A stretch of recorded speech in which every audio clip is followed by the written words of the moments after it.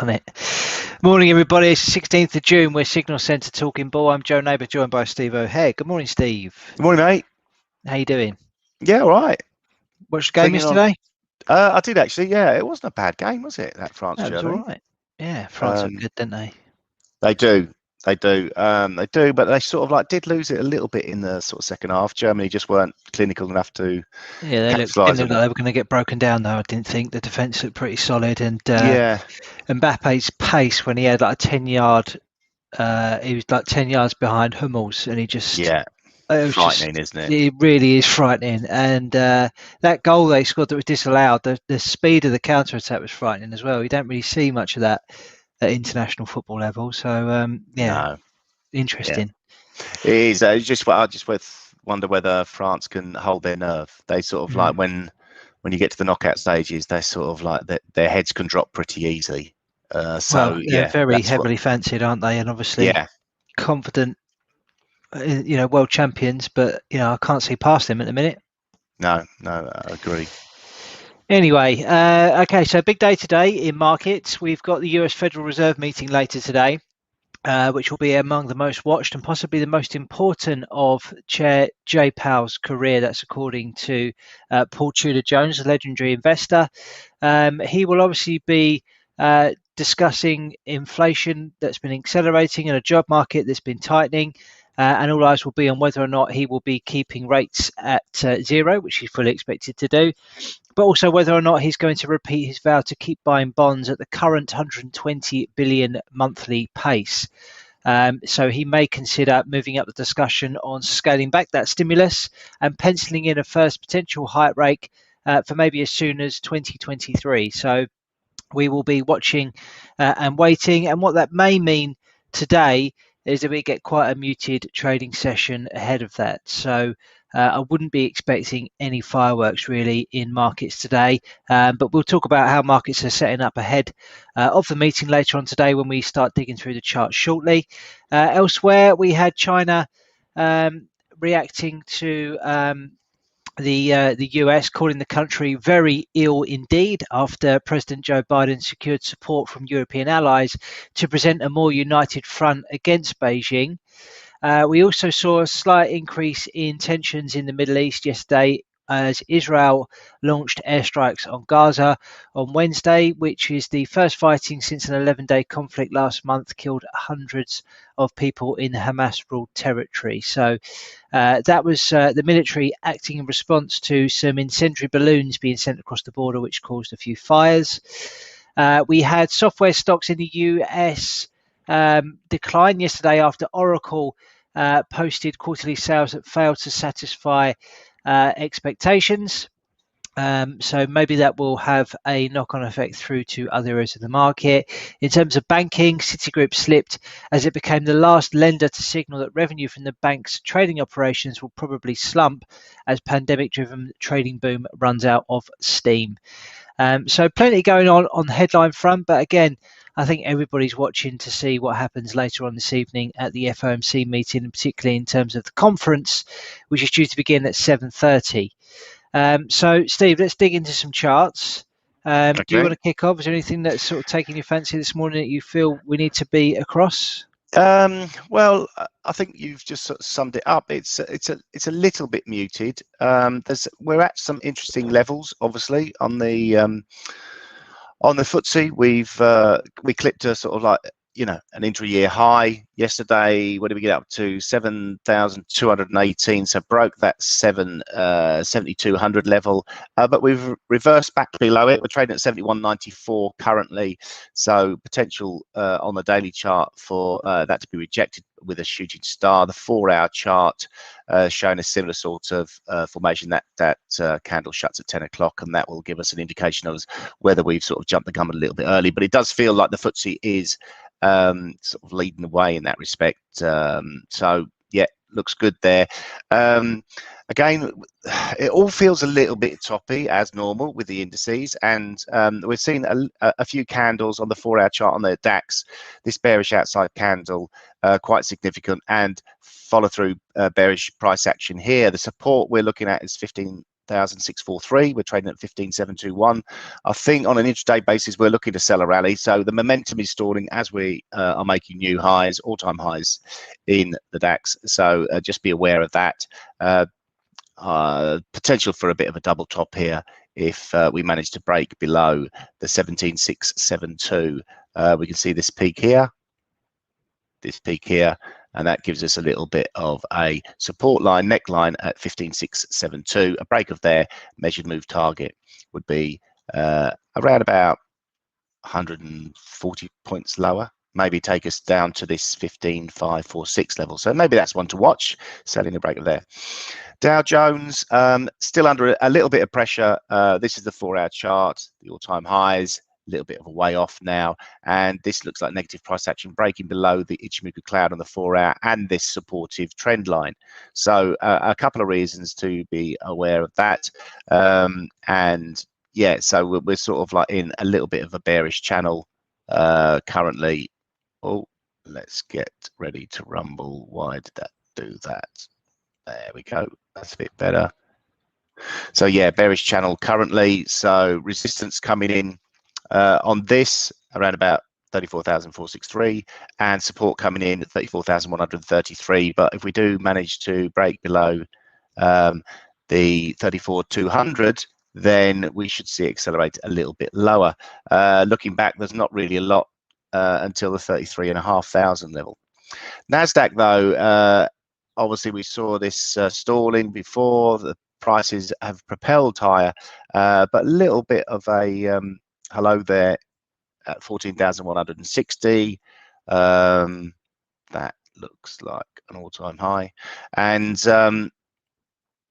yeah, reversal, quite a nice reversal. So is it setting up for a bit of a head and shoulders reversal? Not completely convinced yet. This was just a bit of indecision around about that 4-hour time frame. Maybe the 8-hour time frame could lend itself to a, why can't I see 8-hour time frame on here? It's blown it. Trading View's rubbish, is it? No, only joking. So an 8-hour time frame would probably show this as more of a reversal formation, more of a shooting star or doji evening star formation. S&P shows it on the 4-hour chart. You got that rejection there in this candle, 6 o'clock to 10 o'clock yesterday.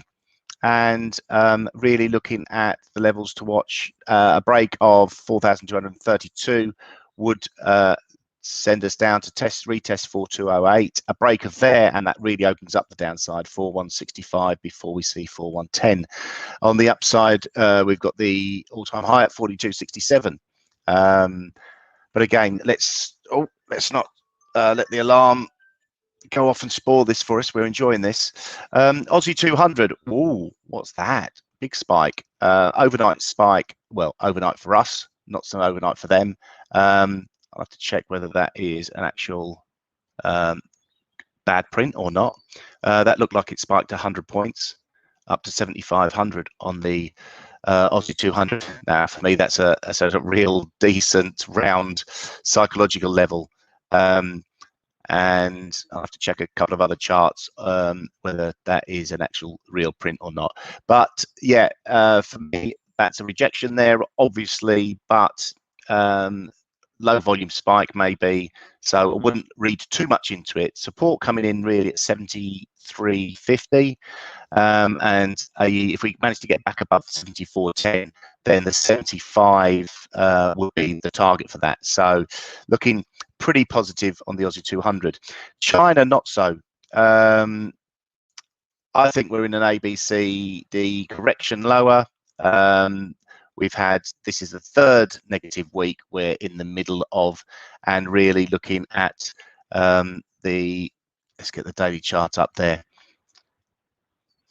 This is the real level. 17,243 is support from these 2 daily lows. We can get rid of this bearish channel because it's accelerated through that. So I think the support comes in there. A break of there takes us all the way down to 16,000, 16,500. So be careful of that if you're holding longs. Hang Seng, it's a bit of an awkward looking head and shoulders formation, but it's playing out in that manner. We can call this a bit of a corrective channel. So we're trading within that. Support should really come in at 27,750 and all the way down to 27,500. So a 250 point supportive area there. A break of there, again, I expect would lead to an accelerated move lower. Nikkei bucking the trend a little bit until yesterday, price action, a little bit of a shooting star. If we get follow through this morning, that will confirm a shooting star formation after this impulsive corrective move higher, and it means that we'll redraw the resistance or this downward trending resistance line to come in around there, which is quite nice. Takes it from the first point, and it does touch the second point and third point here. So for me, a break above the highs 29,483 is positive, heading towards the major downward trend resistance, but at the moment looking a little bit weak and looks to have rejected that area. Let's go to commodities. Crude oil, I've done a video on this. You'll pick up on LinkedIn later. So for me, oil continues to move higher. We've got a band of resistance coming in at 72, between 72.84 and 73.64. I like to colour in red. You know how anal I get about these things. What now comes in the form of 67.80. We are in a impulsive move higher. Look at the weekly chart. This is an impulsive move higher. Wave 1 and 3 very similar in length. Wave 5 which should be shorter than wave 3, so we're looking to stall really around about 76.80, but we've got that band of resistance just above, just 120 points above, so we could get a stall earlier than that. On Brent crude oil, similar sort of formation playing out. Where is wave 5 going to stop? Is it going to stop early around about here, 78 area, or we're going to project higher to the previous swing high and the real resistance up at 86.62?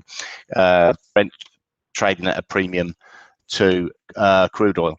Just wanted to look at natural gas as well, like this on the charts. We talked about this a little while ago. Daily chart was in a triangle formation, broke above it. 320 for me was the resistance level. Once we punctured that last Friday, had a really nice impulsive move, really fast move higher, which we expected, but we've had a decent correction yesterday, coming back to retest 320 and maybe retest 316, which is a downward trending resistance, now turned into support, but really looking to get up to that 343 level. So that's looking pretty good on the nat gas side of things. Looking at gold, we're in the midst of a rounding sort of topping formation. The real sort of like support level coming in at 1845, which we picked up previously. It's reacted nicely off there a couple of days ago. Yesterday opened up higher, closed lower, bit bearish. Today not really a lot going on, but I feel like gold may have had its day, especially if we get a break of 1845. I would be concerned, and I think we could get longs bailing out on a break of that. I think I just got cryptos to do. So Bitcoin, we're in an impulsive move lower. 40 around about 41,000 is the resistance level, 40,900 on this chart.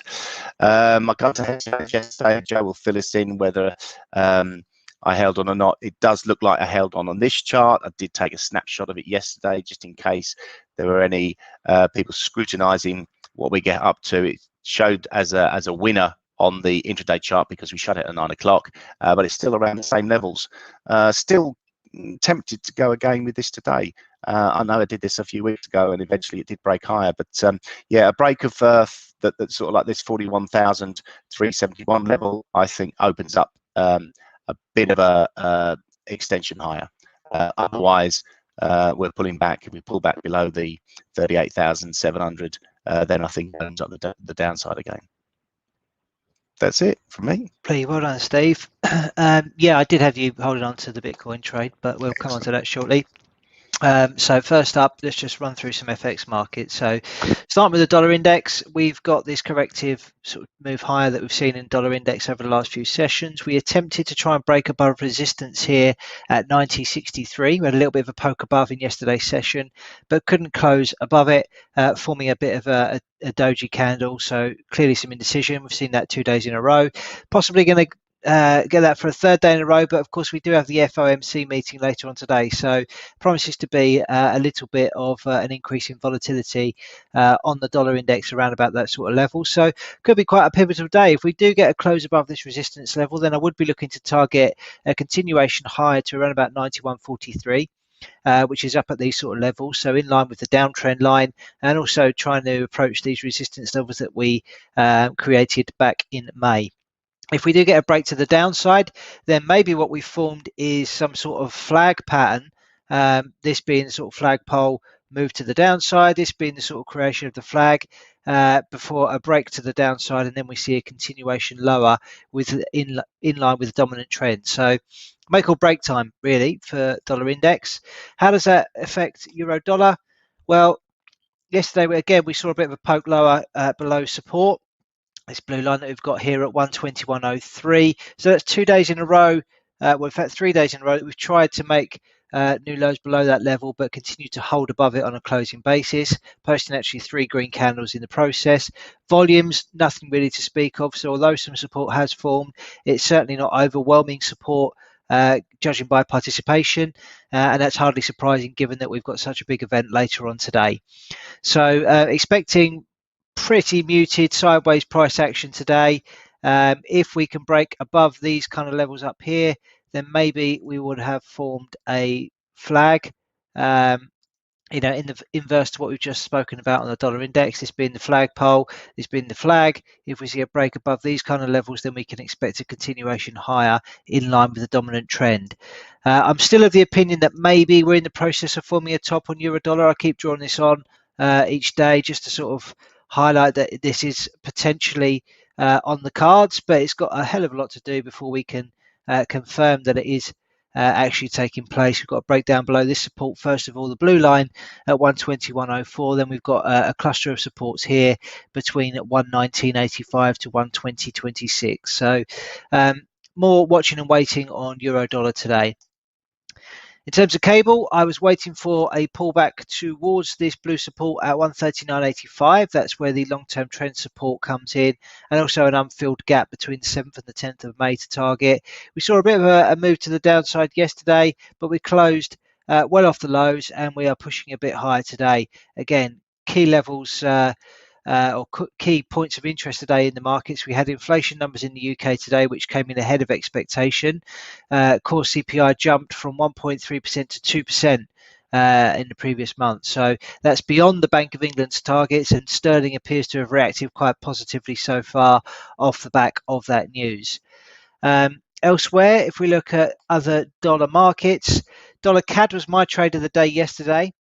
And this is starting to look quite interesting because we've formed a little bit of a bottom pattern here. So we've been moving sideways for a number of days, but in recent sessions we begin to break up through resistance at 121.43. Seem to be holding on that to that for the moment. I'm not sort of looking for any huge move to the upside, probably just a corrective move for now.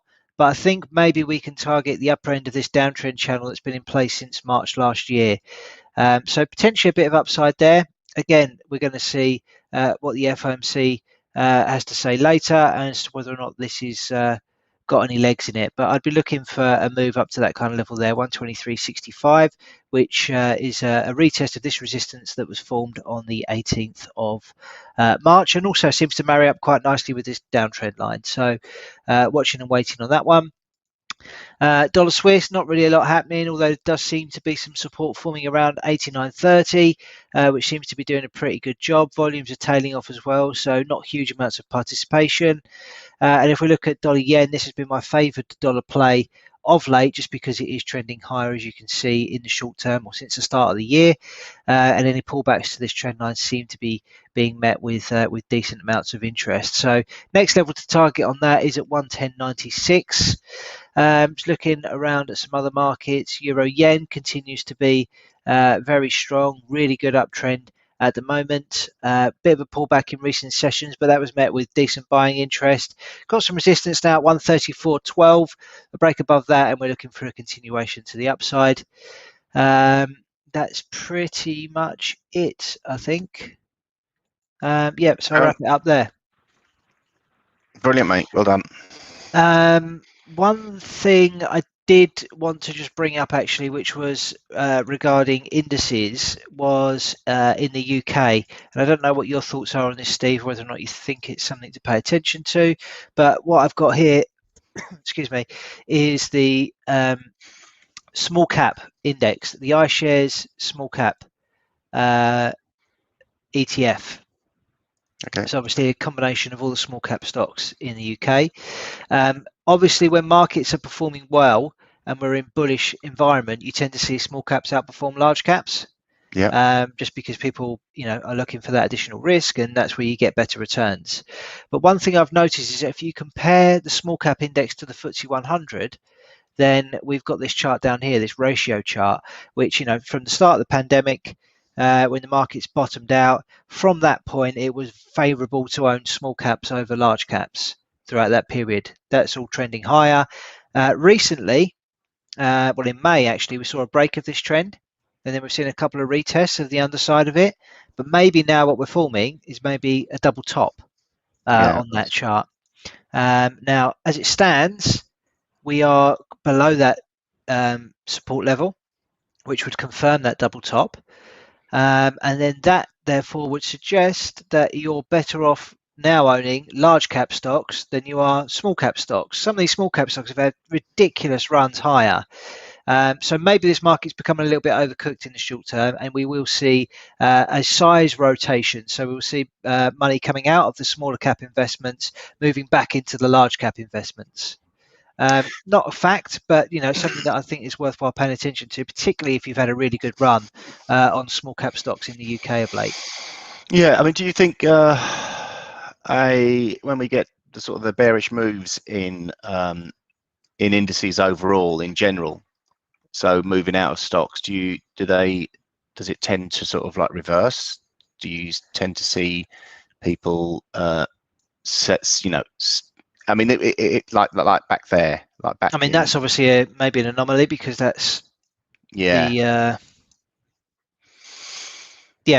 need to sort of check the validity of that and whether or not there's any correlation between those things. But between an uptrend in stocks and small caps being, I mean, it does make sense if you think about it.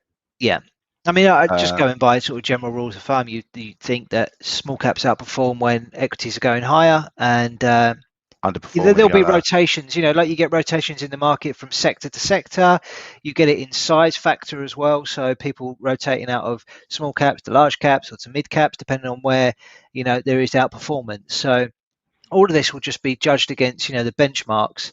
Obviously, FTSE 100 for the UK is pretty much the benchmark to follow. So, you would kind of monitor or measure your performance of your investments versus that index. And just looking at this chart, from a technical point of view, I'm a bit concerned about that, and think that if you've had a good run on small caps, you maybe want to reduce your exposure. I'm not saying all small caps, because some of the stories are really good and there's some huge momentum behind them, but maybe it's time to trim some of your exposure, particularly if you're doing really well on them, and maybe focus on some of the larger names that will offer that little bit more stability. Maybe just a bit of a warning sign that things in the market could be about to change, and there could be some rotation factors.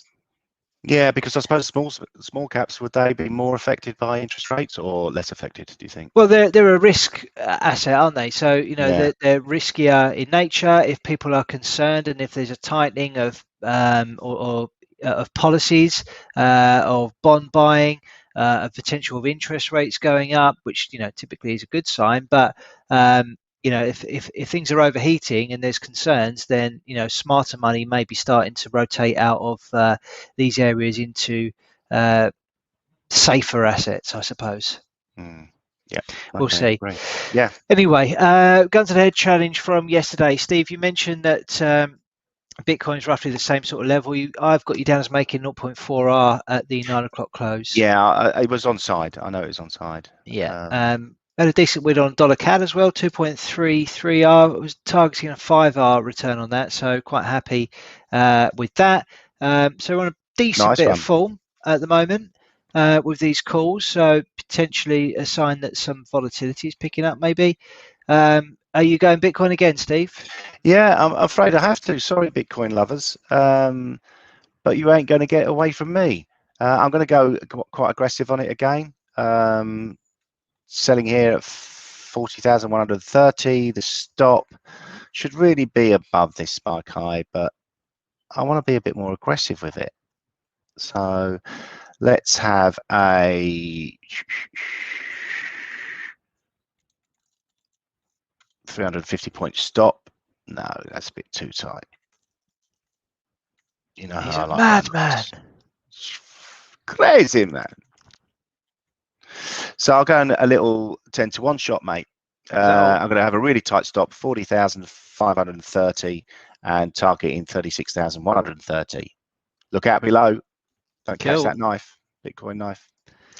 Yeah, I mean, 10-to-1 shot, that's the chances of it actually being a winning trade. So bear that in mind. Yep. Lovely. All right, I'm going to stick with our trade from yesterday as well, which was dollar CAD. So as you can see on this hourly chart, we formed a nice bit of a bottom pattern. We saw some support form here after the breakout. Yesterday, this is my trade from yesterday, so caught a nice little move to the upside. Broke up again through resistance here, seemed to be sort of holding around this kind of level. So I'm going to buy it again. It's currently trading at 121.77. Going to target a move up to my initial target from yesterday, which was 122.55, with a stop loss. Going to keep it quite tight, only 20 ticks at 21.58. So looking for a 4-to-1 shot on that today. Hoping that the momentum continues, but you know there are plenty of catalysts today that could upset that trade in particular. So what are they? We've got Canadian CPI first out of blocks at 1:30. That will be combined with US housing starts and building permits. At 3:30, we then have US crude inventories. So a lot is going to impact obviously US dollar and potentially Canadian dollar today. Then at 7 o'clock, we've got the big one. We've got the FOMC decision. Not really much expected in terms of policy. More people will be looking for what is said at the conference, which starts at 7:30 p.m. UK time. So keep your wits about you. Be careful if you've got exposure into the markets around about that time. It does promise to be quite a volatile event. So yeah, be careful if you're trading. Cheers, mate. Anything else to add, Steve? No, I don't think there is. Nice to see everyone today, and good luck with trading. Look forward to seeing you tomorrow. Indeed. Have a good one, everyone. Take care. Cheers. Bye.